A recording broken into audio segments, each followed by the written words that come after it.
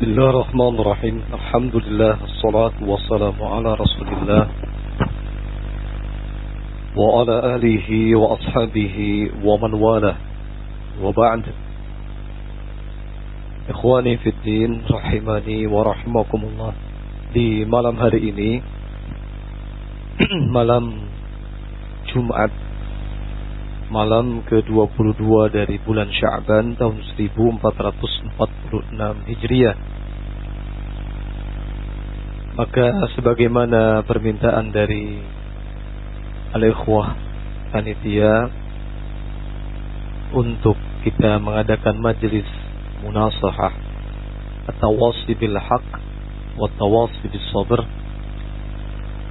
terkait dengan musibah ujian yang menimpa kepada kita, yaitu adanya perpecahan di tengah-tengah salafiyin. Dan hal ini walhamdulillah telah ditangani oleh para ulama dan telah muncul fatwa bimbingan para ulama. Namun kendati demikian munculnya bimbingan dan fatwa para ulama terkait keberadaan kedudukan fitnah ini, namun tetap ahlus syubhat terus menyebarkan beberapa syubhat yang mereka gunakan sebagai alasan untuk tidak bersegera mengikuti bimbingan dan nasihat para ulama dalam fitnah terakhir ini. Sehingga teman-teman memberikan judul atau tema dari majelis kita, yaitu bentengi diri dari syubhat atau pembenaran syubhat kaum mufarriqah. Barakallahu fikum. Syubhat itu kata para ulama adalah kerancuan, kesalahan dalam memahami agama. Namun karena ditampilkan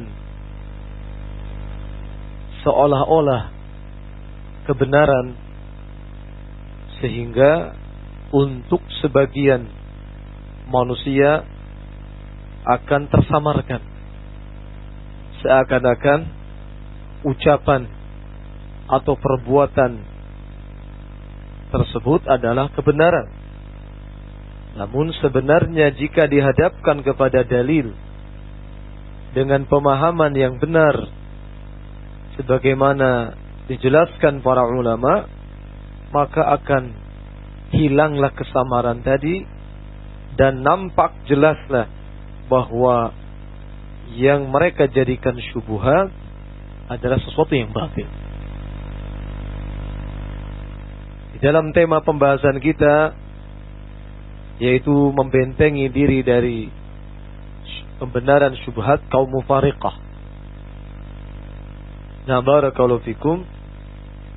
Kaum mufarriqah di sini tidak lain yang dimaksud adalah sebagian dari asatidah, demikian pula orang-orang yang berta'assub kepadanya, yang mungkin sering kita sebut dengan nama asatidah jumhur. Kenapa disebut kaum mufarriqah? Karena sampai saat ini perbuatannya masih memecah belah. Memecah belah salafiyin, menyelisihi bimbingan dan nasihat para ulama. Maka kaum yang melakukan perpecahan di tengah-tengah salafiyin maka disebut mufarriqah, yakni isim fa'il dari farraqa, yufarriqu tafriqan, maka pelakunya disebut mufarriq. Nah, kelompoknya mufarriqah. Barakallahu fikum. Tentu kita berharap kepada asatidah jumhur dan yang bersamanya untuk segera menghentikan upaya-upaya tafriq, upaya-upaya memecah belah salafiyin. Karena perpecahan salafiyin yang dilakukan oleh asatidah dan yang mengikutinya, seiring dengan apa yang dilakukan oleh channel-channel go-go'iyun, jelas hal ini bukan perkara samar lagi, adalah perkara yang salah, batil, menyelisih prinsip ahli sunnati wal jamaah, menyelisih dalil. Sebagaimana ulama telah banyak menjelaskan bahwa termasuk prinsip yang paling pokok dari prinsip-prinsip ahli sunnati wal jamaah adalah al-ijtima'u alal haq wa nabdhul furqah, bersatu di atas al-haq dan membuang perpecahan. Ini prinsip yang besar dari prinsip-prinsip ahli sunnah.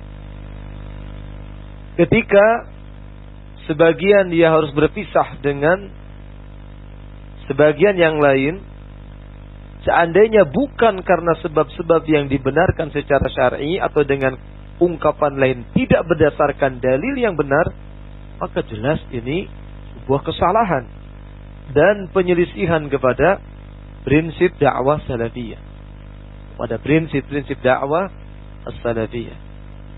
Sehingga demikian pula upaya tafriq, upaya memecah belah yang dilakukan oleh asatidah jumhur dan yang ta'assub kepadanya, maka barakallahu fikum, hal ini benar-benar sebuah perkara yang tidak samar lagi, itu adalah perkara yang batil, perkara yang menyelisih dalil.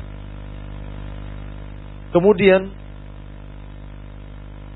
namun beredar beberapa syubhat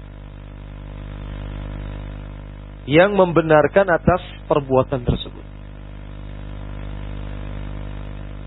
Kami mengkhawatirkan bahwa ketika sesuatu itu menyelisihi dalil,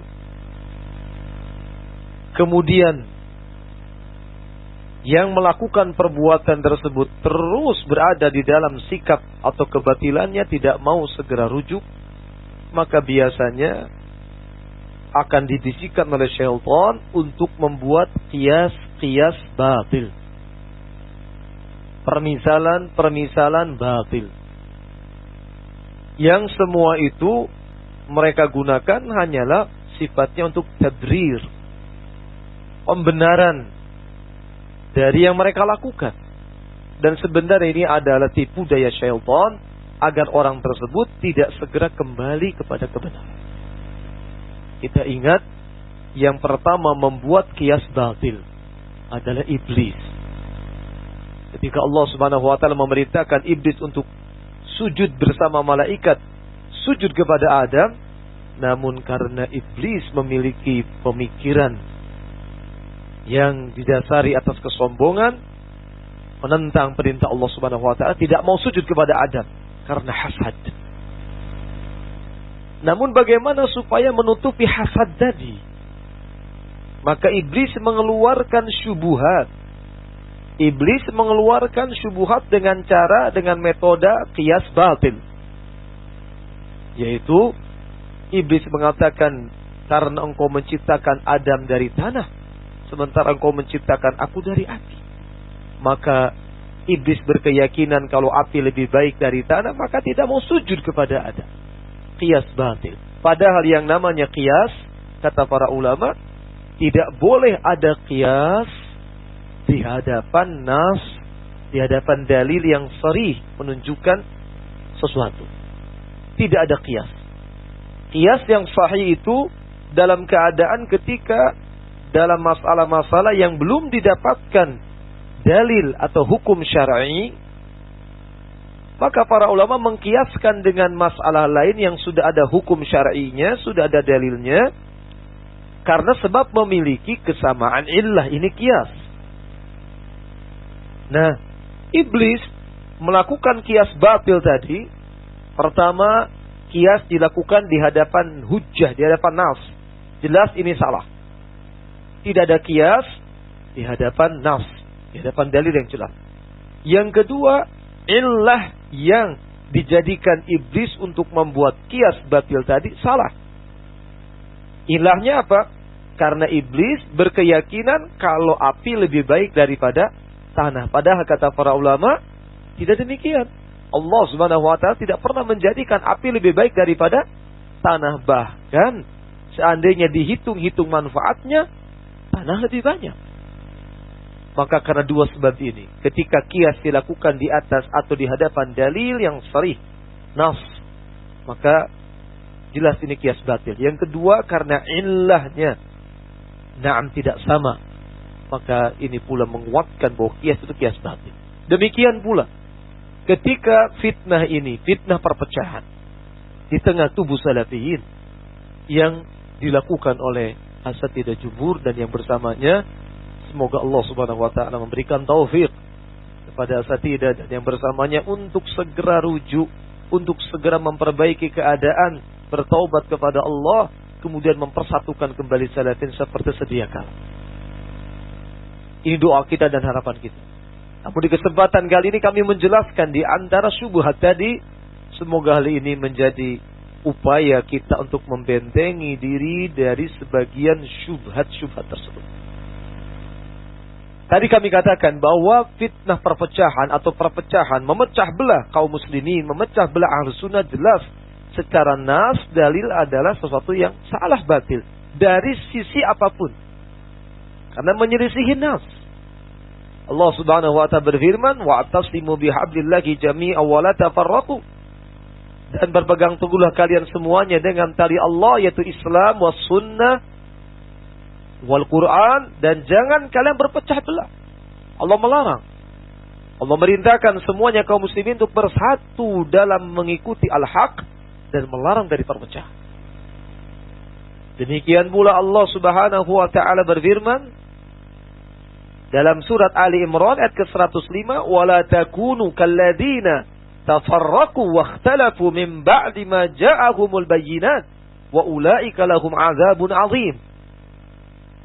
Jangan kalian menjadi seperti orang-orang yang mereka berpecah, berselisih setelah datang kepada mereka bayyinat, ilmu, bayyinah, bukti-bukti, dalil. Kemudian berpecah belah, terus berselisih. Maka Allah Subhanahu wa ta'ala mengancam mereka, wa ulaika lahum 'adzabun 'adzim. Maka mereka itu akan mendapatkan azab yang keras dari Allah Subhanahu wa ta'ala. Dan sekian banyak dalil lainnya. Maka perpecahan atau memecah belah Ahlus Sunnah, memecah belah kaum muslimin, perkara yang jelas menyelisihi nas. Dari sisi apapun, tidak bisa dibenarkan. Namun kemudian muncullah beberapa syubhat yang disebarkan. Di antaranya bahwa untuk menilai kebenaran itu lihat siapa yang lebih banyak. Nah, lihat. Karena melihat, karena menganggap bahwasanya yang bersama asatidah jumhur dan orang-orang yang mengikutinya jumlahnya lebih banyak, atau dari segi jumlah para ustadz-ustadznya, para duatnya. Karena asatidah jumhur ini ustadz-ustadznya lebih banyak, sementara mereka adalah orang-orang fiqh. Kemudian yang menyelisihinya jumlahnya lebih sedikit. Bahkan juga mereka mengatakan keadaannya lebih junior. Maka berarti kebenaran itu bersama dengan para ustadz-ustadz yang lebih banyak. Ini diantaranya syubhat.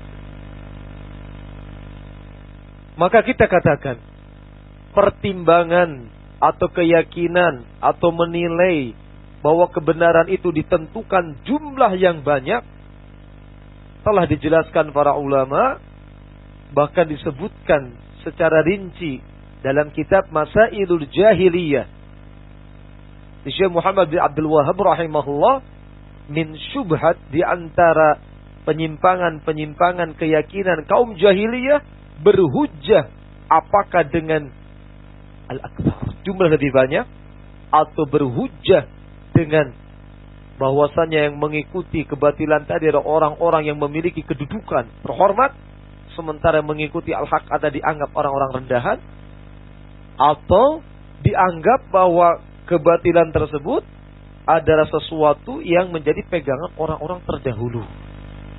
Ini dijelaskan, silahkan dibuka kembali, ditelaah, dibaca dengan baik kebiasaan-kebiasaan kaum jahiliyah.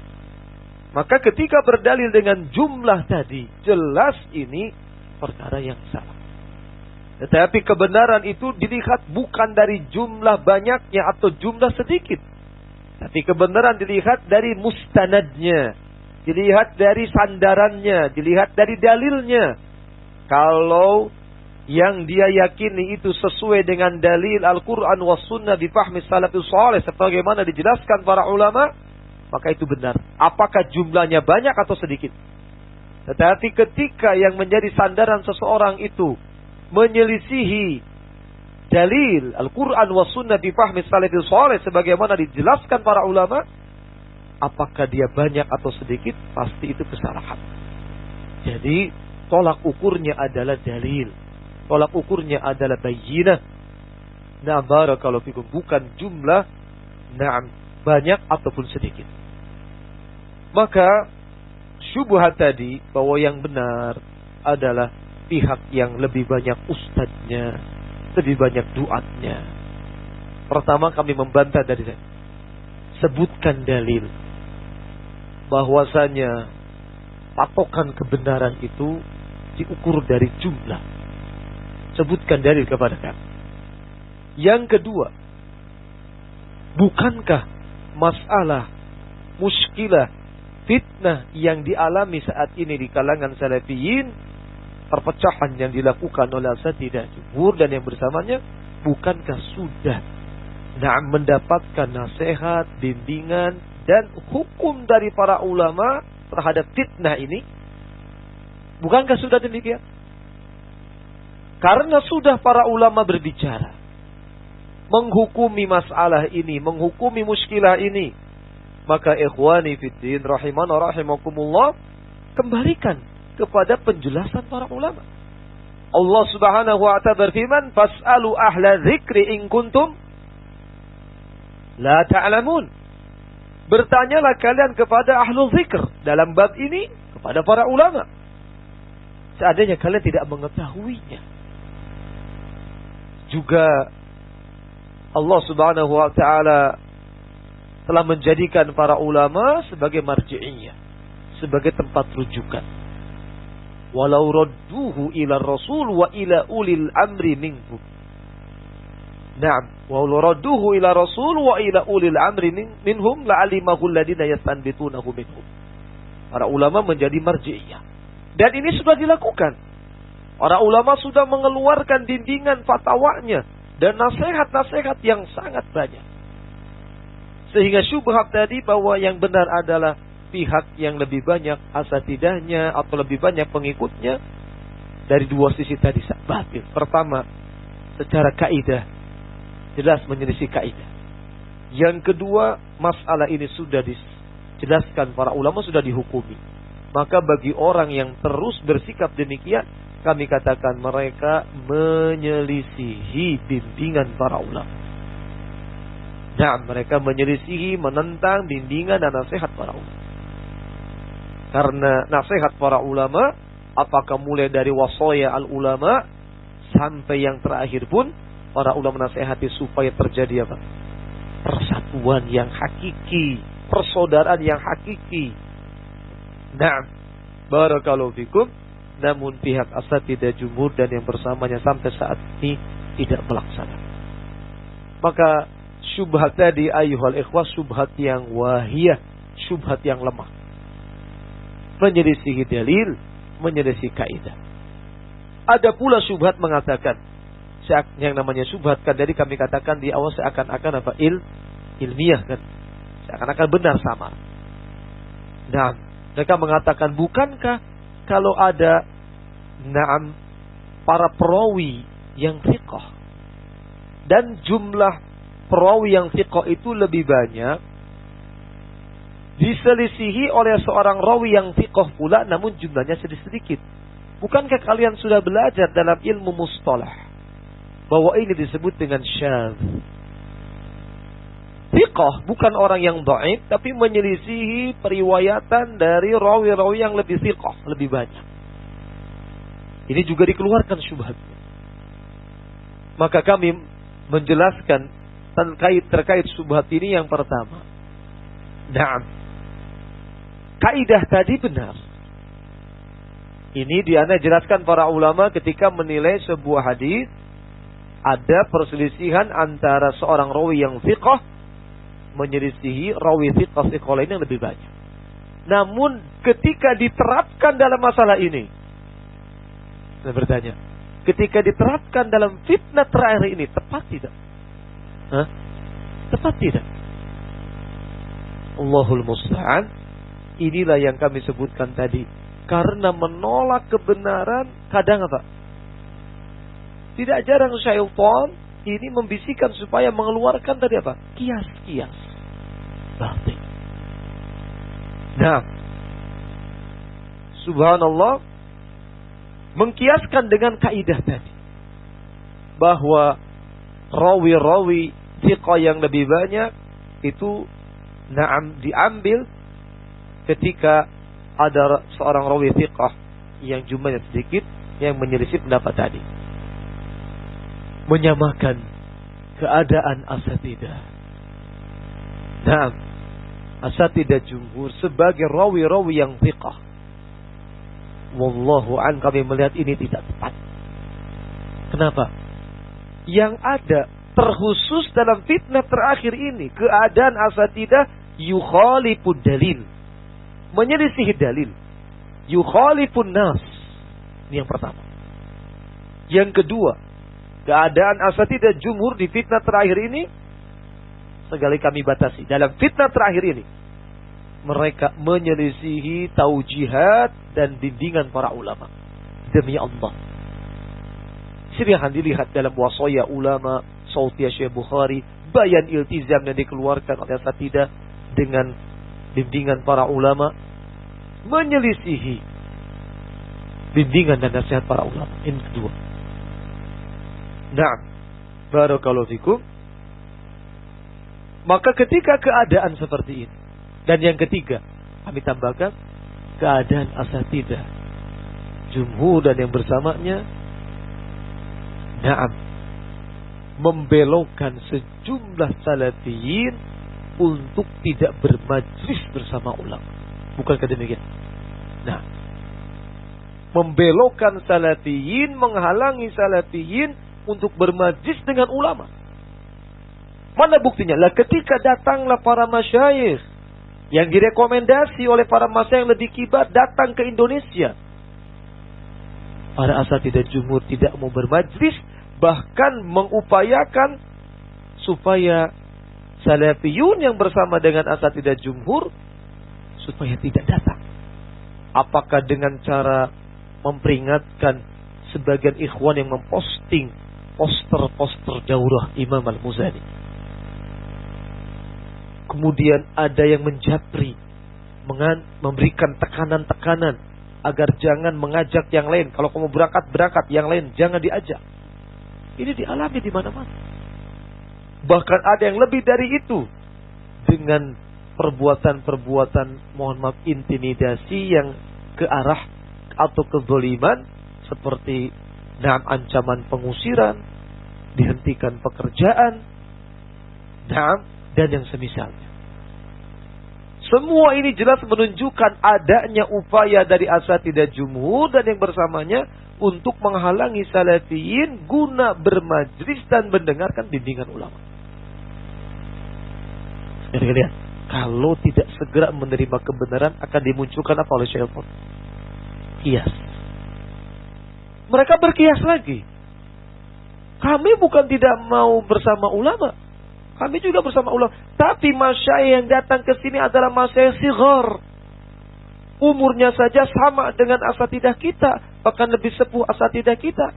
Ilmunya sama. Sementara masyayikh sighar. Maka kami katakan, lihat syubhat syaitaniyah lagi. Kias-kias batil. Jadi ketika tidak mau segera rujuk kepada kebenaran, akan dipermainkan oleh syaitan. Ini diantara syubhatnya. Masih datang, masih sighar, masih muda. Kami katakan, apakah manhaj salaf mengajarkan tidak boleh mengambil ilmu dari para masyayikh, para ulama yang umurnya masih muda atau disebut dengan sighar, sementara masih ada masyayikh kibar? Kami bertanya. Naam. Para ulama menjelaskan, mengambil ilmu dari para ulama sighar itu dibolehkan ketika para ulama kibar merekomendasi. Para ulama kibar mempersaksikan. Syekh bin Baz menyebutkan hal ini. Beliau memberikan contoh dulu. Beliau menjelaskan secara makna tentang ini. Beliau memberikan contoh dulu di masa sahabat. Bukankah adalah sahabat Abdullah bin Umar dan sahabat yang usia masih muda. Tapi di saat adanya para sahabat yang lebih sepuh, ternyata sekian banyak utusan mengambil ilmu dari sahabat Ibnu Umar dalam keadaan usia masih muda. Kenapa? Syekh Saleh Al-Utsaimin mengatakan as-sighar, orang-orang yang para ulama yang masih muda tadi diambil ilmunya idza syahidalahu al-kibar, jika orang-orang yang kibar mempersaksikan, mengakui keilmuannya. Sekarang yang datang siapa? Masyayikh siapa kemarin? Syekh Arafat. Kita katakan, apakah tidak ada rekomendasi tazkiyah dari para ulama kibar yang masih hidup atau sudah meninggal? Alhamdulillah ada. Syekh Rabi hafizahullah wa ra'ah, hafizahullah ta'ala wa ra'ah. Beliau memberikan rekomendasi kepada Syekh Arafat ketika di zaman Musafiqah. Naam, ada upaya supaya Syekh Arafat dihentikan memberikan durus di radio Mirasul Anbiya kan. Syekh Arafat, naam, Musafiqah berusaha melobi admin radio tadi supaya durus tadi berhentikan. Syekh memberikan nasihat supaya radio Mirasul Anbiya terus menyiarkan durus dan memberikan kesempatan kepada Syekh Arafat untuk memberikan durus-durusnya. Bukankah ini tazkiyah ayyuhal asatidah? Apalagi yang sorah dari kalam beliau. Syekh Ubaid Al-Jabiri rahimahullah. Bahkan beliau dalam sebuah wasiatnya kepada Salafiyin, seingat kami di Birmingham. Salafiyin di negara Inggris. Ingat kami, kalau salah mau diluruskan, beliau berikan wasiat. Beliau kan pesan. Nah, supaya merujuk kepada Syekh Abdullah bin Abdurrahman Al-Bukhari dan kepada Syekh Arafat Ibn Hasan Al-Muhammadi. Berarti Syekh Arafat kedudukannya kalau dianggap muda usianya, naam, termasuk masyayikh yang masih muda, akan tetapi syahidalahu al-kibar. Para ulama kibar mempersaksikannya. Maka kalau kalian mengatakan jangan mengambil ilmu dari Syekh Arafat, kalian menyelisihi kaidah yang diajarkan para ulama. Ittaqillah, takutlah kepada Allah Subhanahu wa taala. Kembali kepada pembahasan kita. Ketika ada syubhat menyamakan asatidah jumhur dengan para rijal-rijal rawi-rawi yang thiqat, kami mempertanyakan kias penyamaan ini. Karena keadaan asatidah minimalnya 3 tadi. Pertama, asatidah dalam fitnah terakhir ini menyelisih nas dalil. Yang kedua, asatidah menyelisih bimbingan dari para ulama terkait fitnah ini. Yang ketiga, keadaan asatidah jumhur dan yang bersamanya, mereka menjauhkan, menghalangi salafiyin dari bermajlis dan mengambil ilmu dari siapa? Dari masyayikh. Muncul syubhat lagi. Masih terkait ini.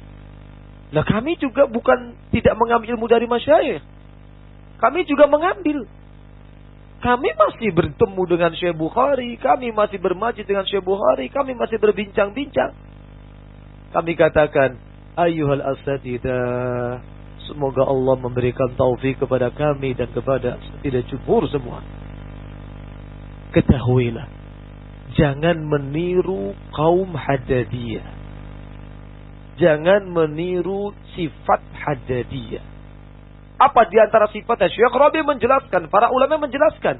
Jangan dikira kaum Haddadiyah yang dipelopori oleh Mahmud Al-Haddad Al-Misri. Mereka kaum Haddadiyah ini, mereka menyandarkan kepada sebagian ulama. Tapi di sisi lain mereka menghantam, menjatuhkan para ulama lain. Ini sifat mereka. Apa tujuannya? Supaya untuk membentur-benturkan para ulama, para masyayikh Ahlus Sunnati wal Jamaah. Maka sikap kalian ketika kami masih bersama Syekh Bukhari, kami masih bersama masyayikh lain, alhamdulillah. Tapi kalian juga harus bersama dengan masyayikh lainnya. Jangan kalian membentur-benturkan nasaih dengan para ulama.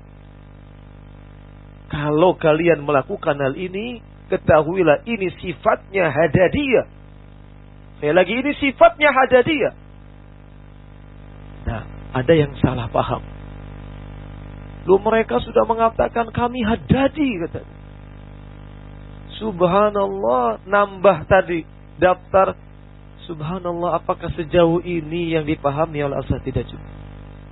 Bedakan ketika kita mengatakan pada diri kamu ada sifat-sifat jahiliyah, pada diri kamu ada sifat-sifat yang jelek, dengan ucapan kamu memang orang jelek, kamu memang orang jahiliyah misalnya. Bedakan.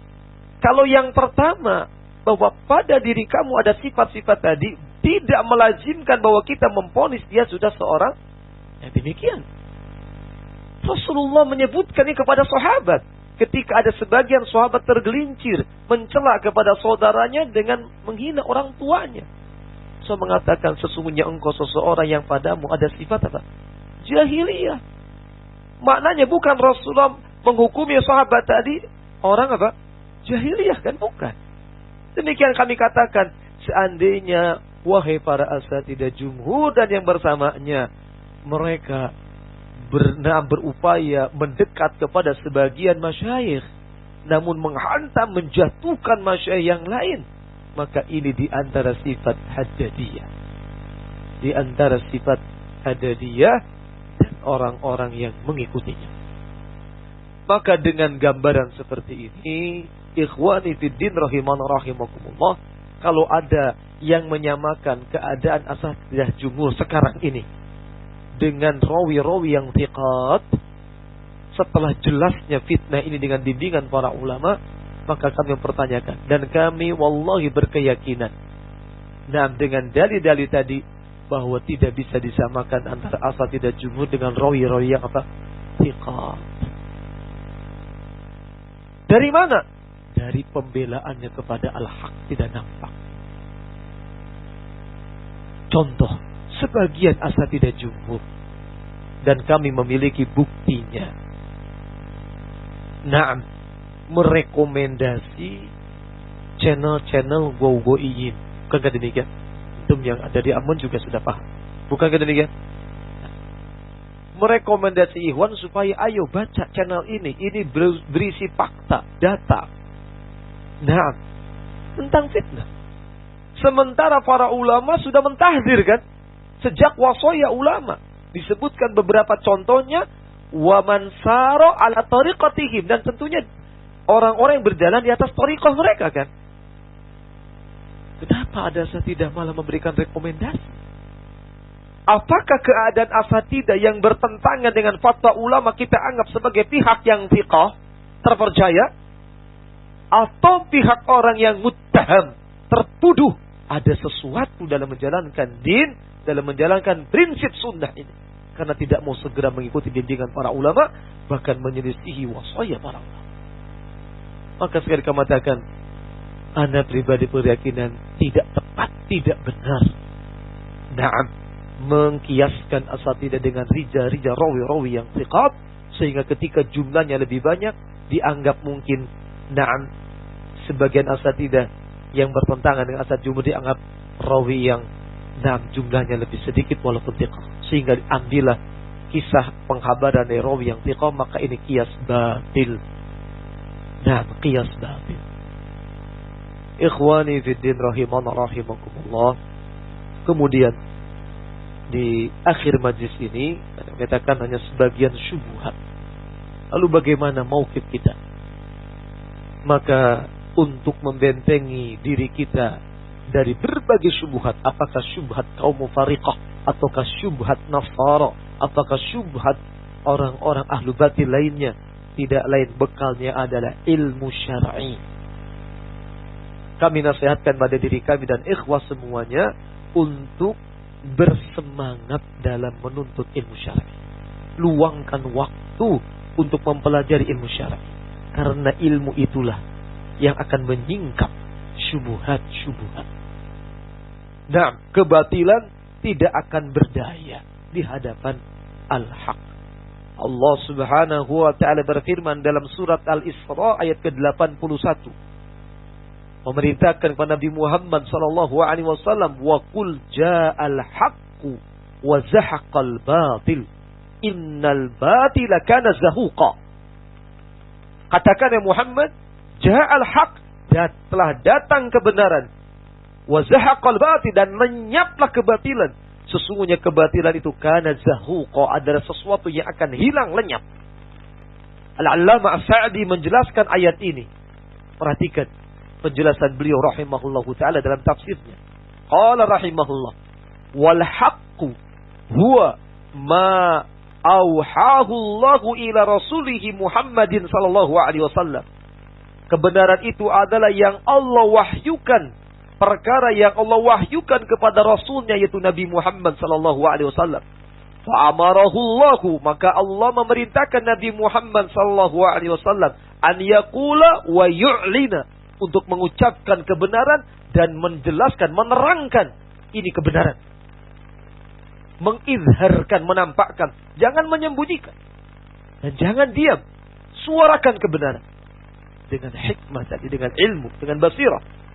Waqad ja'al haqq, waqad ja'al haqqu alladhi la yaqumu lahu syai'un. Perhatikan. As-Sa'di mengatakan, sungguh telah datang kebenaran yang mana tidak ada sesuatu pun yang bisa melawan kebenaran.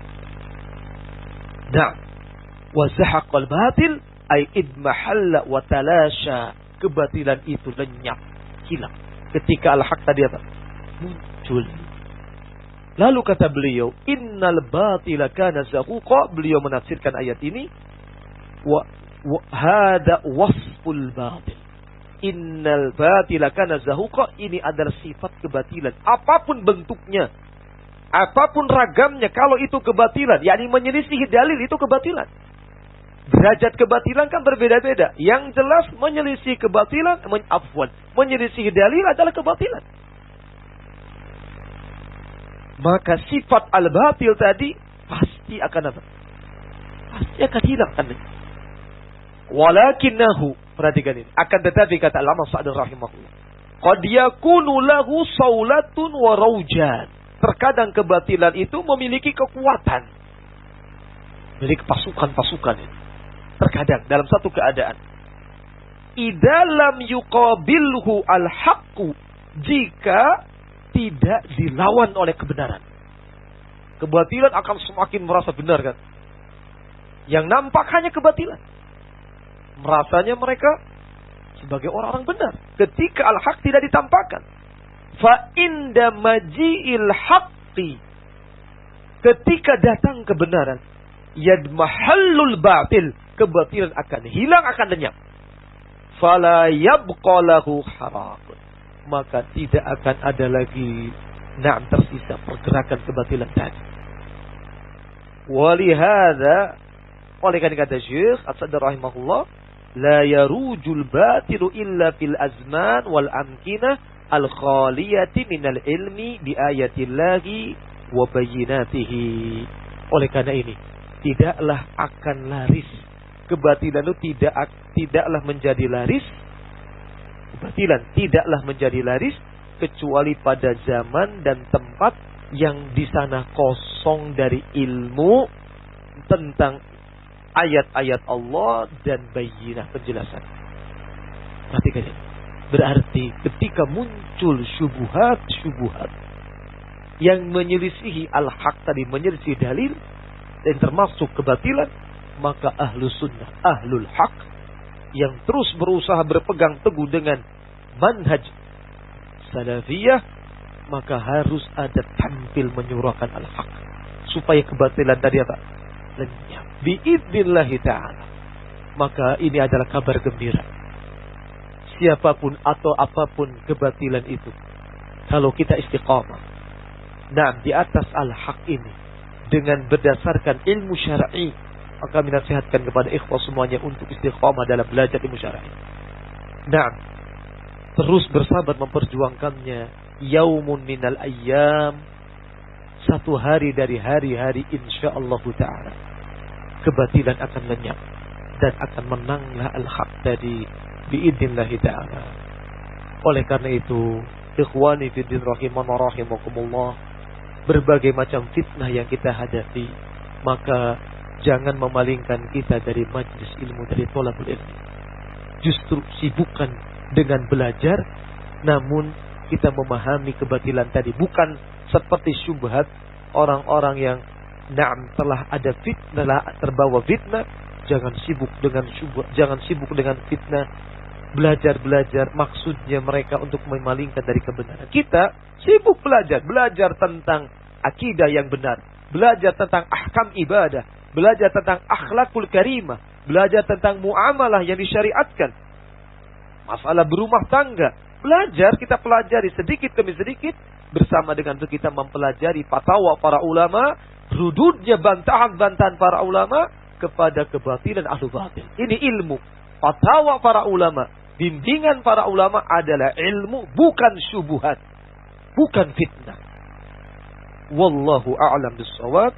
Dan yang terakhir kami nasihatkan, berusahalah untuk menjaga diri dalam ketakwaan, karena ilmu-ilmu yang kita dapatkan tidak akan bermanfaat kecuali diiringi dengan ketakwaan kita. Wallahu a'lam bissawab. Mungkin ini yang bisa kami sampaikan sebagai nasihat kepada diri kami dan ikhwah yang ada di sini, dan sebagai sedikit bantahan untuk beberapa syubhat. Kami mohon maaf atas kekurangannya. Seandainya ada yang benar dari yang kami sampaikan yuwafiq ad-dalil, fahada taufiq wa fadlun minallahi subhanahu wa ta'ala. Seandainya ada kekeliruan, kesalahan karena memang kurangnya ilmu yang ada pada kami memohon ampun kepada Allah subhanahu wa ta'ala. Subhanaka Allahumma wa bihamdik, asyhadu an la ilaha illa anta, astaghfiruka wa atubu ilaik, walhamdulillahi rabbil alamin.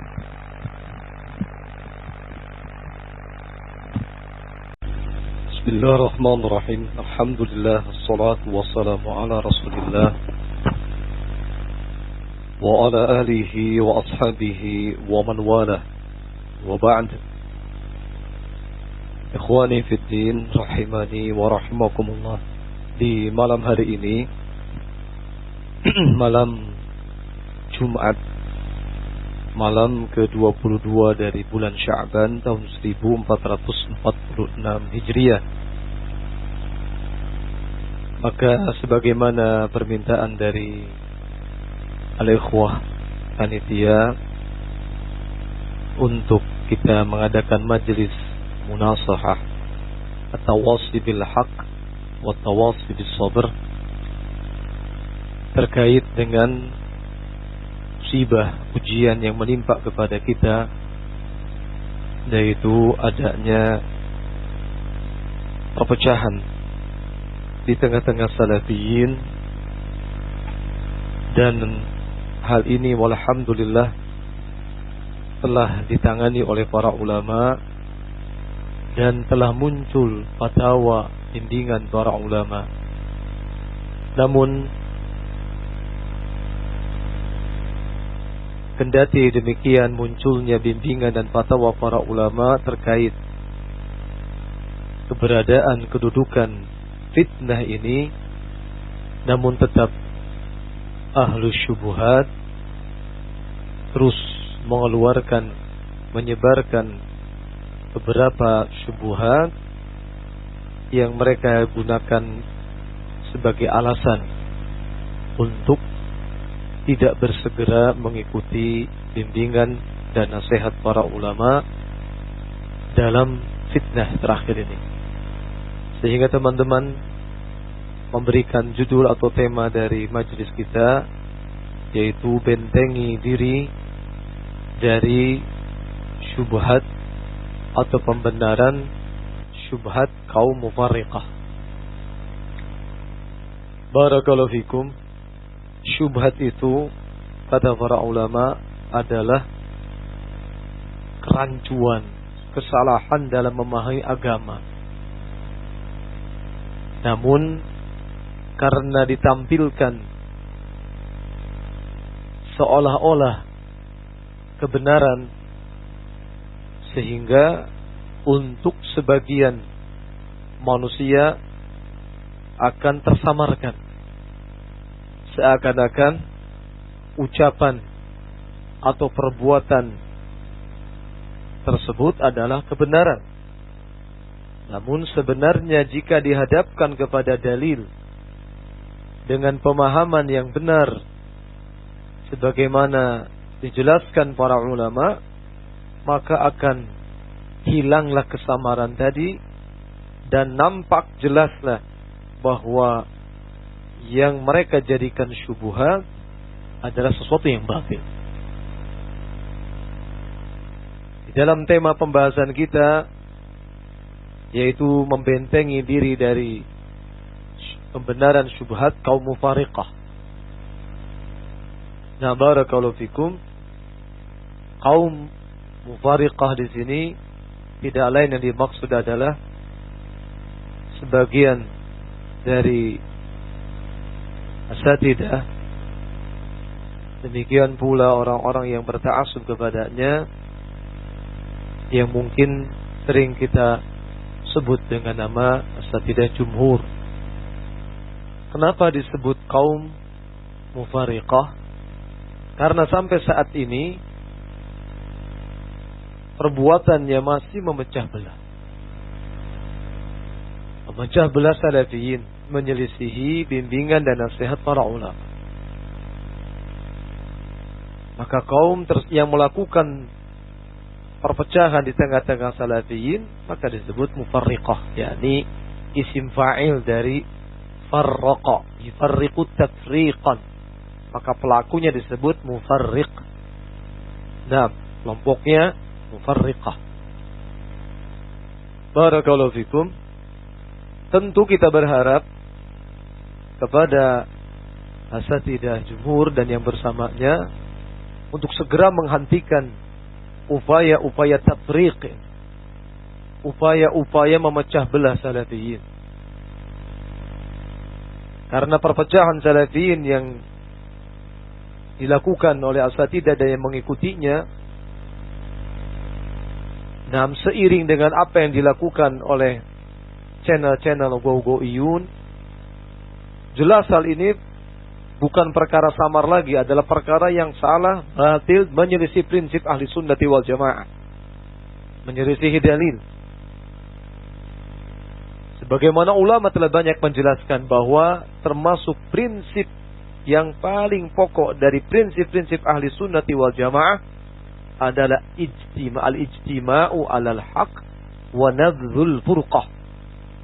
Bersatu di atas al-haq dan membuang perpecahan. Ini prinsip yang besar dari prinsip-prinsip ahli sunnah. Ketika sebagian dia harus berpisah dengan sebagian yang lain, seandainya bukan karena sebab-sebab yang dibenarkan secara syar'i atau dengan ungkapan lain tidak berdasarkan dalil yang benar, maka jelas ini sebuah kesalahan dan penyelisihan kepada prinsip dakwah salafiyah, pada prinsip-prinsip dakwah as-salafiyah. Sehingga demikian pula upaya tafriq, upaya memecah belah yang dilakukan oleh asatidah jumhur dan yang ta'assub kepadanya, maka barakallahu fikum, hal ini benar-benar sebuah perkara yang tidak samar lagi, itu adalah perkara yang batil, perkara yang menyelisih dalil. Kemudian namun beredar beberapa syubhat yang membenarkan atas perbuatan tersebut. Kami mengkhawatirkan bahwa ketika sesuatu itu menyelisihi dalil, kemudian yang melakukan perbuatan tersebut terus berada di dalam sikap atau kebatilannya, tidak mau segera rujuk, maka biasanya akan dibisikkan oleh syaitan untuk membuat qiyas batil. Permisalan batil. Yang semua itu mereka gunakan hanyalah sifatnya untuk tabrir, pembenaran dari yang mereka lakukan. Dan sebenarnya ini adalah tipu daya syaitan agar orang tersebut tidak segera kembali kepada kebenaran. Kita ingat, yang pertama membuat qiyas batil adalah iblis. Ketika Allah Subhanahu wa taala memerintahkan iblis untuk sujud bersama malaikat, sujud kepada Adam, namun karena iblis memiliki pemikiran yang didasari atas kesombongan, menentang perintah Allah Subhanahu wa taala, tidak mau sujud kepada Adam karena hasad. Namun bagaimana supaya menutupi hasad tadi? Maka iblis mengeluarkan syubhat. Iblis mengeluarkan syubhat dengan metode qiyas batil. Yaitu iblis mengatakan, karena engkau menciptakan Adam dari tanah, sementara engkau menciptakan aku dari api. Maka iblis berkeyakinan kalau api lebih baik dari tanah, maka tidak mau sujud kepada Adam. Qiyas batil. Padahal yang namanya qiyas, kata para ulama, tidak boleh ada qiyas di hadapan nas, di hadapan dalil yang sharih menunjukkan sesuatu. Tidak ada qiyas. Qiyas yang sahih itu dalam keadaan ketika dalam masalah-masalah yang belum didapatkan dalil atau hukum syar'i, maka para ulama mengkiaskan dengan masalah lain yang sudah ada hukum syar'inya, sudah ada dalilnya, karena sebab memiliki kesamaan illah. Ini qiyas. Nah, iblis melakukan qiyas batil tadi. Pertama, qiyas dilakukan di hadapan hujjah, di hadapan nas. Jelas ini salah. Tidak ada qiyas di hadapan nas, di hadapan dalil yang jelas. Yang kedua, illah yang dijadikan iblis untuk membuat qiyas batil tadi salah. Ilahnya apa? Karena iblis berkeyakinan kalau api lebih baik daripada tanah. Padahal kata para ulama, tidak demikian. Allah Subhanahu wa taala tidak pernah menjadikan api lebih baik daripada tanah. Bahkan seandainya dihitung-hitung manfaatnya, tanah lebih banyak. Maka karena dua sebab ini, ketika qiyas dilakukan di atas atau di hadapan dalil yang sharih, nas, maka jelas ini qiyas batil. Yang kedua, karena illahnya tidak sama, maka ini pula menguatkan bahwa qiyas itu qiyas batil.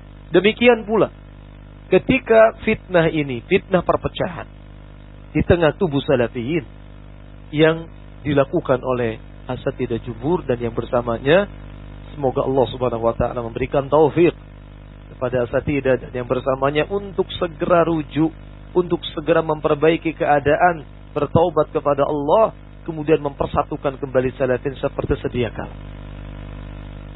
Ini doa kita dan harapan kita. Namun di kesempatan kali ini kami menjelaskan di antara syubhat tadi, semoga hal ini menjadi upaya kita untuk membentengi diri dari sebagian syubhat-syubhat tersebut. Tadi kami katakan bahwa fitnah perpecahan atau perpecahan, memecah belah kaum muslimin, memecah belah ahlus sunnah, jelas secara nas dalil adalah sesuatu yang salah batil dari sisi apapun, karena menyelisihi nas. Allah Subhanahu wa taala berfirman, wa'tasimu bihablillahi jami'an wa la tafarraqu. Dan berpegang teguhlah kalian semuanya dengan tali Allah, yaitu Islam was sunnah wal Quran, dan jangan kalian berpecah belah. Allah melarang. Allah merintahkan semuanya kaum muslimin untuk bersatu dalam mengikuti al-haq dan melarang dari perpecahan. Demikian pula Allah Subhanahu wa taala berfirman dalam surat Ali Imran ayat ke-105, wala takunu kalladzina tafarraqu wakhtalafu min ba'di ma ja'ahumul bayyinat wa ulaika lahum 'adzabun 'adzim. Jangan kalian menjadi seperti orang-orang yang mereka berpecah, berselisih setelah datang kepada mereka bayinat, ilmu, bayinah, bukti-bukti, dalil. Kemudian berpecah belah, terus berselisih. Maka Allah Subhanahu wa taala mengancam mereka, wa ulaika lahum azabun azim. Maka mereka itu akan mendapatkan azab yang keras dari Allah Subhanahu wa taala. Dan sekian banyak dalil lainnya, maka perpecahan atau memecah belah ahlu sunnah, memecah belah kaum muslimin, perkara yang jelas menyelisihi nafs. Dari sisi apapun, tidak bisa dibenarkan. Namun kemudian muncullah beberapa syubhat yang disebarkan. Di antaranya bahwa untuk menilai kebenaran itu lihat siapa yang lebih banyak. Nah, lihat. Karena melihat, karena menganggap bahwasanya yang bersama asatidah jumhur dan orang-orang yang mengikutinya jumlahnya lebih banyak, atau dari segi jumlah para ustadz-ustadznya, para duatnya. Karena asatidah jumhur ini ustadz-ustadznya lebih banyak, sementara mereka adalah orang-orang fiqh. Kemudian yang menyelisihinya jumlahnya lebih sedikit. Bahkan juga mereka mengatakan keadaannya lebih junior. Maka berarti kebenaran itu bersama dengan para ustadz-ustadz yang lebih banyak. Ini diantaranya syubhat. Maka kita katakan pertimbangan atau keyakinan atau menilai bahwa kebenaran itu ditentukan jumlah yang banyak telah dijelaskan para ulama, bahkan disebutkan secara rinci dalam kitab Masailul Jahiliyah di Syekh Muhammad bin Abdul Wahhab rahimahullah. Min syubhat, di antara penyimpangan-penyimpangan keyakinan kaum jahiliyah, berhujjah apakah dengan al-aktsar, jumlah lebih banyak, atau berhujjah dengan bahwasanya yang mengikuti kebatilan tadi adalah orang-orang yang memiliki kedudukan terhormat, sementara mengikuti al-haq ada dianggap orang-orang rendahan, atau dianggap bahwa kebatilan tersebut adalah sesuatu yang menjadi pegangan orang-orang terdahulu. Ini dijelaskan, silahkan dibuka kembali, ditelaah, dibaca dengan baik kebiasaan-kebiasaan kaum jahiliyah. Maka ketika berdalil dengan jumlah tadi, jelas ini perkara yang salah. Tetapi kebenaran itu dilihat bukan dari jumlah banyaknya atau jumlah sedikit. Tapi kebenaran dilihat dari mustanadnya, dilihat dari sandarannya, dilihat dari dalilnya. Kalau yang dia yakini itu sesuai dengan dalil Al-Quran was sunnah bifahmi salafus salih, sebagaimana dijelaskan para ulama, maka itu benar. Apakah jumlahnya banyak atau sedikit? Tetapi ketika yang menjadi sandaran seseorang itu menyelisihi dalil Al-Quran was sunnah bifahmi salafus salih, sebagaimana dijelaskan para ulama, apakah dia banyak atau sedikit, pasti itu kesalahan. Jadi tolak ukurnya adalah dalil, tolak ukurnya adalah bayyinah.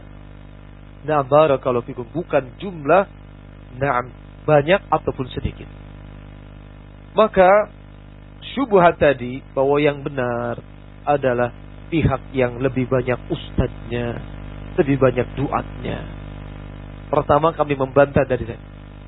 Sebutkan dalil bahwasanya patokan kebenaran itu diukur dari jumlah. Sebutkan dalil kepada kami. Yang kedua, bukankah masalah, muskilah, fitnah yang dialami saat ini di kalangan salafiyin, perpecahan yang dilakukan oleh asatidah jumhur dan yang bersamanya, bukankah sudah mendapatkan nasihat, bimbingan dan hukum dari para ulama terhadap fitnah ini? Bukankah sudah demikian? Karena sudah para ulama berbicara menghukumi masalah ini, menghukumi muskilah ini, maka ikhwani fiddin rahimana rahimakumullah, kembalikan kepada penjelasan para ulama.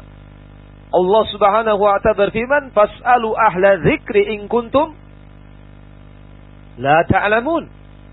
Bertanyalah kalian kepada ahlu zikr dalam bab ini, kepada para ulama, seandainya kalian tidak mengetahuinya. Juga Allah Subhanahu wa ta'ala telah menjadikan para ulama sebagai marji'iyah, sebagai tempat rujukan. Walau radduhu ila rasul wa ila ulil amri minhum. Naam, walau radduhu ila rasul wa ila ulil amri minhum la'alimahu alladhina yastanbitunahu minhum. Para ulama menjadi marji'iyah. Dan ini sudah dilakukan. Para ulama sudah mengeluarkan bimbingan fatwanya dan nasihat-nasihat yang sangat banyak. Sehingga syubhat tadi bahwa yang benar adalah pihak yang lebih banyak asatidahnya atau lebih banyak pengikutnya, dari dua sisi tadi batil. Pertama, secara kaidah jelas menyelisih kaidah. Yang kedua, masalah ini sudah dijelaskan para ulama, sudah dihukumi. Maka bagi orang yang terus bersikap demikian, kami katakan mereka menyelisihi bimbingan para ulama. Nah, mereka menyelisihi, menentang bimbingan dan nasihat para ulama. Karena nasihat para ulama, apakah mulai dari wasaya al-ulama sampai yang terakhir pun, para ulama nasihati supaya terjadi apa? Persatuan yang hakiki, persaudaraan yang hakiki. Nah, barakallahu fikum. Namun pihak asatidah jumhur dan yang bersamanya sampai saat ini tidak melaksanakan. Maka syubhat tadi ayyuhal ikhwah, syubhat yang wahiyah, syubhat yang lemah, menyelisihi dalil, menyelisihi kaidah. Ada pula syubhat mengatakan, yang namanya syubhat kan dari kami katakan di awal seakan-akan apa? Ilmiah kan, seakan-akan benar sama. Nah, mereka mengatakan, bukankah kalau ada para perawi yang thiqah dan jumlah perawi yang thiqah itu lebih banyak diselisihi oleh seorang rawi yang thiqah pula namun jumlahnya sedikit. Bukankah kalian sudah belajar dalam ilmu mustalah bahwa ini disebut dengan syadz? Thiqah bukan orang yang dhaif, tapi menyelisihi periwayatan dari rawi-rawi yang lebih thiqah, lebih banyak. Ini juga dikeluarkan syubhat. Maka kami menjelaskan terkait syubhat ini yang pertama. Nah, kaidah tadi benar. Ini diana jelaskan para ulama ketika menilai sebuah hadis, ada perselisihan antara seorang rawi yang thiqah menyelisihi rawi thiqah lain yang lebih banyak. Namun ketika diterapkan dalam masalah ini, saya bertanya, ketika diterapkan dalam fitnah terakhir ini, tepat tidak? Tepat tidak? Allahul musta'an. Inilah yang kami sebutkan tadi. Karena menolak kebenaran kadang apa? Tidak jarang syaitan ini membisikkan supaya mengeluarkan tadi apa? Kias-kias batil. Nah, subhanallah, mengkiaskan dengan kaidah tadi bahwa rawi-rawi thiqah yang lebih banyak itu diambil ketika ada seorang rawi thiqah yang jumlahnya sedikit yang menyelisih pendapat tadi, menyamakan keadaan asatidah.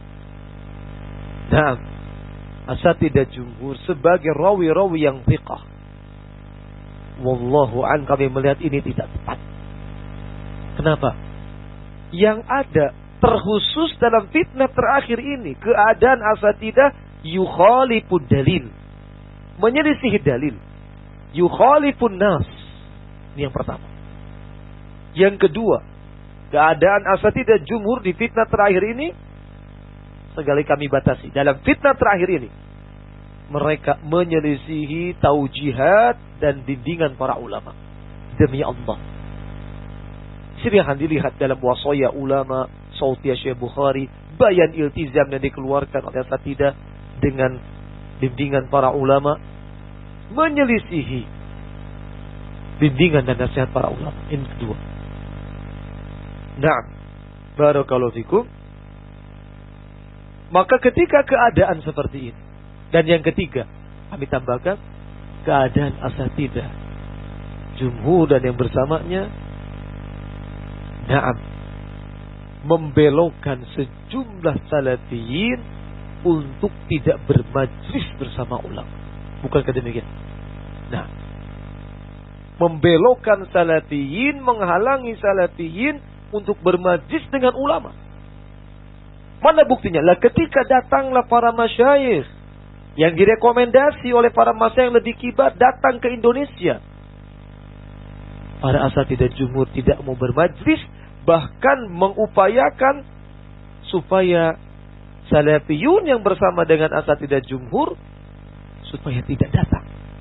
Apakah dengan cara memperingatkan sebagian ikhwan yang memposting poster-poster daurah Imam Al-Muzani, kemudian ada yang menjapri, memberikan tekanan-tekanan agar jangan mengajak yang lain. Kalau kamu berangkat, yang lain jangan diajak. Ini dialami di mana-mana. Bahkan ada yang lebih dari itu, dengan perbuatan-perbuatan, mohon maaf, intimidasi yang ke arah atau kezaliman, seperti ancaman pengusiran, dihentikan pekerjaan, dan yang semisalnya. Semua ini jelas menunjukkan adanya upaya dari asatidah jumhur dan yang bersamanya untuk menghalangi salafiyin guna bermajlis dan mendengarkan bimbingan ulama. Lihat, kalau tidak segera menerima kebenaran akan dimunculkan apa oleh syaitan? Kias. Mereka berkias lagi. Kami bukan tidak mau bersama ulama. Kami juga bersama ulama. Tapi masyayikh yang datang ke sini adalah masyayikh sighar. Umurnya saja sama dengan asatidah kita. Bahkan lebih sepuh asatidah kita. Ilmunya sama. Sementara masyayikh sighar. Maka kami katakan, lihat syubhat syaitaniyah lagi. Kias-kias batil.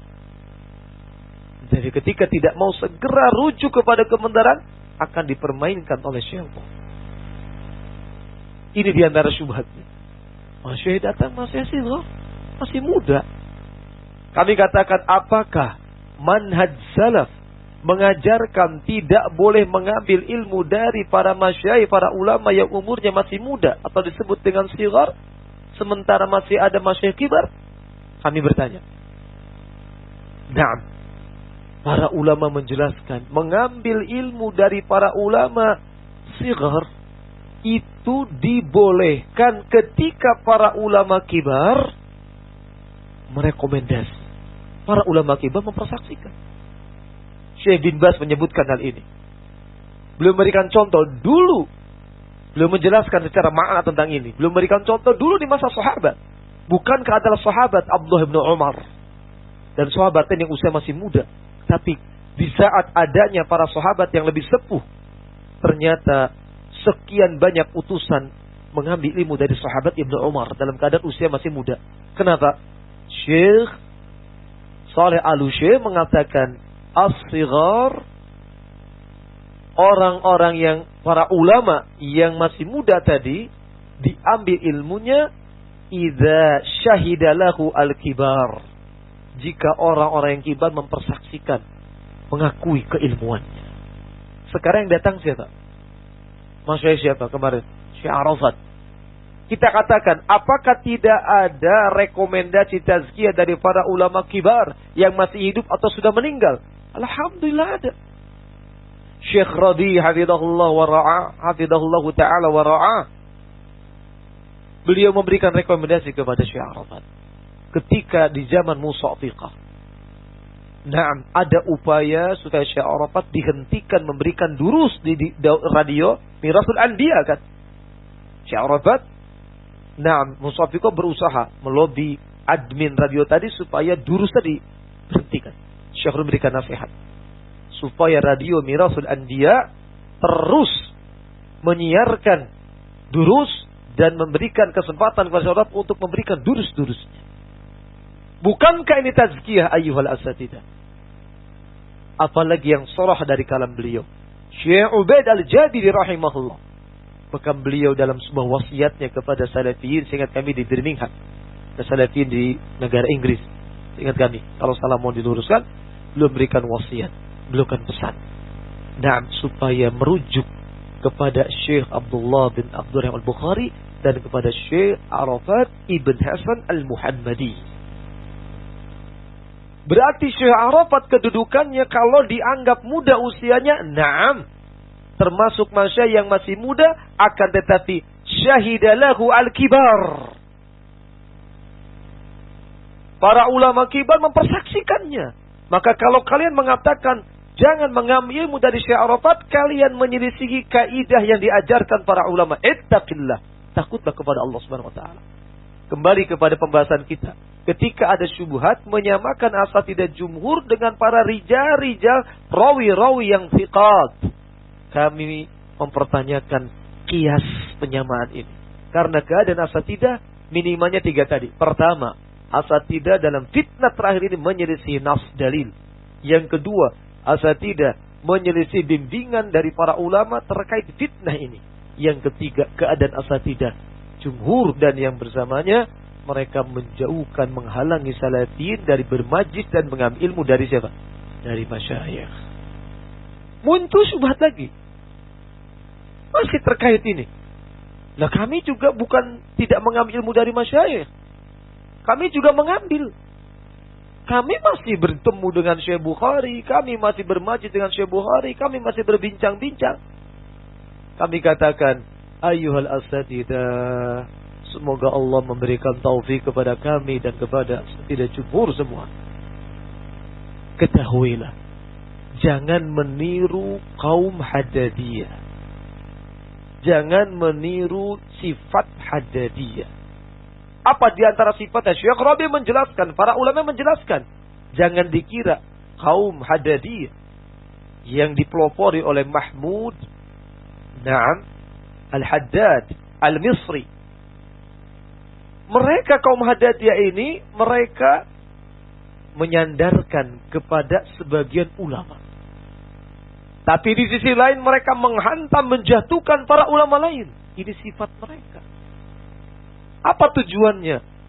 Supaya untuk membentur-benturkan para ulama, para masyayikh Ahlus Sunnah wal Jamaah. Maka sikap kalian ketika kami masih bersama Syekh Bukhari, kami masih bersama masyayikh lain, alhamdulillah. Tapi kalian juga harus bersama dengan masyayikh lainnya.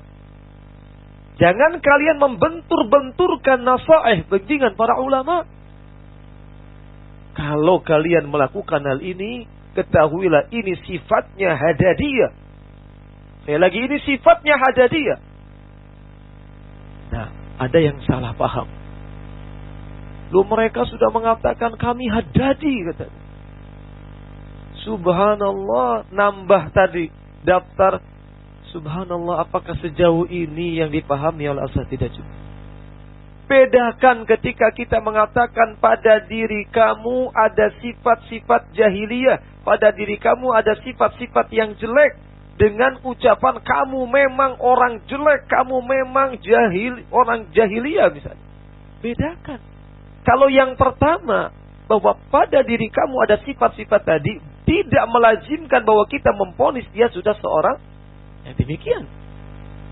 Rasulullah menyebutkan ini kepada sahabat. Ketika ada sebagian sahabat tergelincir, mencela kepada saudaranya dengan menghina orang tuanya. So mengatakan, sesungguhnya engkau seseorang yang padamu ada sifat apa? Jahiliyah. Maknanya bukan Rasulullah menghukumi sahabat tadi orang apa?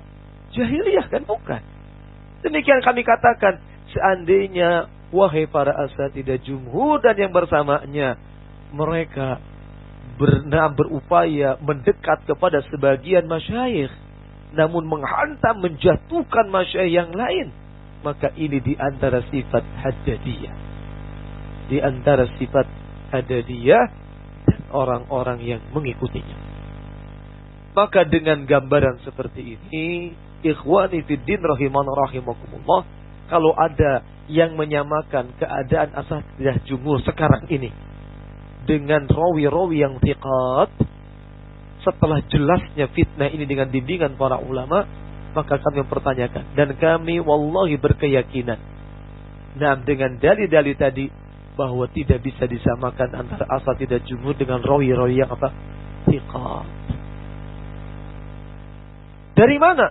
Dari pembelaannya kepada al-haq tidak nampak. Contoh, sebagian asatidah jumhur, dan kami memiliki buktinya, nah, merekomendasi channel-channel gogoiyin. Bukankah demikian? Antum yang ada di Ambon juga sudah paham. Bukankah demikian? Merekomendasi ikhwan supaya ayo baca channel ini berisi fakta, data.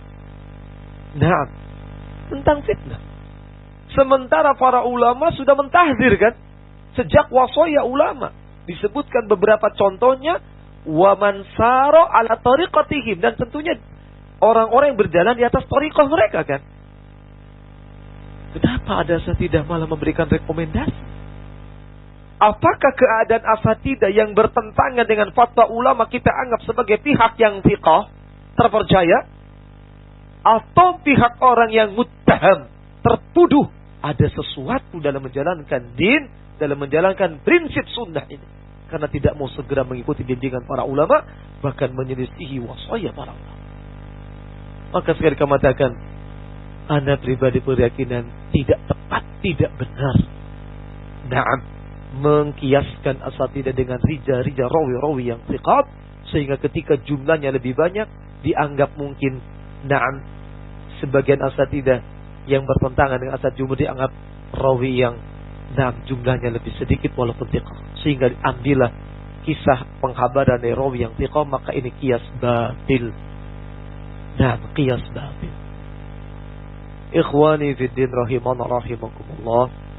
Kemudian di akhir majlis ini katakan hanya sebagian syubhat. Lalu bagaimana mauqif kita? Maka untuk membentengi diri kita dari berbagai syubhat, apakah syubhat kaum mufariqah, ataukah syubhat nasara, ataukah syubhat orang-orang ahlu batil lainnya, tidak lain bekalnya adalah ilmu syar'i. Kami nasihatkan pada diri kami dan ikhwah semuanya untuk bersemangat dalam menuntut ilmu syar'i. Luangkan waktu untuk mempelajari ilmu syar'i, karena ilmu itulah yang akan menyingkap syubhat-syubhat. Nah, kebatilan tidak akan berdaya di hadapan al-haq. Allah Subhanahu wa taala berfirman dalam surat Al-Isra ayat ke-81, memerintahkan kepada Nabi Muhammad sallallahu alaihi wasallam, wa qul ja'al haqqu wa zahaqal batil innal batila kana zahuqa. Katakan ya Muhammad, ja'al haq, dan telah datang kebenaran, wa zahaqal batil, dan lenyaplah kebatilan. Sesungguhnya kebatilan itu kana zahuqa, adalah sesuatu yang akan hilang lenyap. Al-Allamah As-Sa'di menjelaskan ayat ini. Perhatikan penjelasan beliau rahimahullahu ta'ala dalam tafsirnya. Qala rahimahullah, wal haqqu huwa ma auhahu Allahu ila rasulihi Muhammadin sallallahu alaihi wasallam. Kebenaran itu adalah yang Allah wahyukan, perkara yang Allah wahyukan kepada Rasulnya, yaitu Nabi Muhammad sallallahu alaihi wasallam. Fa'amarahu Allahu, maka Allah memerintahkan Nabi Muhammad sallallahu alaihi wasallam an yaqula wa yu'lina, untuk mengucapkan kebenaran dan menjelaskan, menerangkan ini kebenaran. Mengizharkan, menampakkan, jangan menyembunyikan. Dan jangan diam, suarakan kebenaran. Dengan hikmah tadi, dengan ilmu, dengan basirah. Wa qad ja'al haqqu alladhi la yaqumu lahu syai'un. Perhatikan. As-Sa'di mengatakan, sungguh telah datang kebenaran yang mana tidak ada sesuatu pun yang bisa melawan kebenaran. Nah, wa zahaqal batil ay idmahalla wa talasha. Kebatilan itu lenyap, hilang. Ketika al-haq tadi apa? muncul. Lalu kata beliau, innal batila kana zahuqa. Beliau menafsirkan ayat ini, wa hada wasful batil. Innal batila kana zahuqa, ini adalah sifat kebatilan. Apapun bentuknya, apapun ragamnya, kalau itu kebatilan, yakni menyelisihi dalil, itu kebatilan. Derajat kebatilan kan berbeda-beda. Yang jelas menyelisih kebatilan, menyelisih dalil adalah kebatilan. Maka sifat al-batil tadi pasti akan apa? Pasti akan hilang. Walakinahu, perhatikan ini. Akan tetapi kata Al-Imam Sa'di rahimahullah, qad yakunu lahu saulatun wa raujan. Terkadang kebatilan itu memiliki kekuatan, memiliki pasukan-pasukan. Terkadang dalam satu keadaan, idza lam yuqabilhu al-haqqu, jika tidak dilawan oleh kebenaran, kebatilan akan semakin merasa benar kan. Yang nampak hanya kebatilan, merasanya mereka sebagai orang-orang benar. Ketika al-haq tidak ditampakkan, fa inda maji'il haqqi, ketika datang kebenaran, yadmahallul batil, kebatilan akan hilang, akan lenyap. Fala yabqa lahu haraqun, maka tidak akan ada lagi tersisa pergerakan kebatilan tadi. Walihada, oleh karena kata Syekh As-Sa'di rahimahullah, la yarujul batilu illa fil azman wal amkinah al khaliyati minal ilmi bi ayatillahi wa bayyinatihi. Oleh karena ini, tidaklah akan laris kebatilan itu, tidaklah menjadi laris. Kebatilan tidaklah menjadi laris kecuali pada zaman dan tempat yang di sana kosong dari ilmu tentang ayat-ayat Allah dan bayyinah, penjelasan. Perhatikan ini.